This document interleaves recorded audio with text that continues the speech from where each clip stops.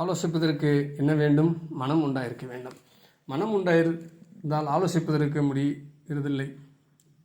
ஏனென்றால் அக்குழந்தை அப்பொழுது பால் குடிப்பது அதற்கு மனம் இல்லையா? அப்பொழுது அதற்கு ஆலோசிக்க முடியுமா? முடியாது. அதற்கு காரணம் என்ன? குழந்தைகளுக்கு சாதாரணமாக என்ன இல்லை என்று சொல்லுவது புத்தி இல்லை என்று சொல்கிறார்கள். புத்தி இல்லாவிடில் ஆலோசிப்பதற்கு முடியுமா? முடியாது. அப்பொழுது ஆலோசிப்பதற்கு என்ன உண்டாயிருக்க வேண்டும்? புத்தி உண்டாயிருக்க வேண்டும். அப்பொழுது ஆலோசிக்கின்ற புத்தியாய்க்கிறது. அந்த புத்தி பல காரியங்களை குறித்தும் ஆலோசிக்கிறவரா? அவ்விதம் ஆலோசிப்பதற்குள்ள காரியங்களை எவ்விடம் வைத்து கொண்டிருக்கின்றது? சிஷியன் மனதில். அப்பொழுது பல காரியங்களை குறித்தும் ஆலோசிப்பதற்காக திறப்படுத்துகின்ற இடமாகும் மனம்.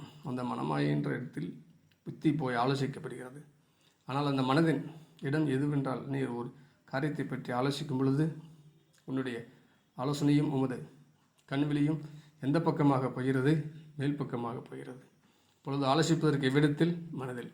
மனிதனுடைய இடம் கீழே நெஞ்சுக்கு மத்தியில் இருக்கும் என்றால் ஆலோசனை மேல் பக்கம் போக காரணம் என்ன? கீழ்ப்பக்கத்தில் நெஞ்சுக்குழியில் அல்லவா பார்க்க வேண்டும் சிஷியன். ஆம், கீழே நெஞ்சுக்குழி தான் பார்க்க வேண்டியது. குரு ஆலோசிக்கும் சமயம் அவ்விதம் பார்க்கிறதுண்டா?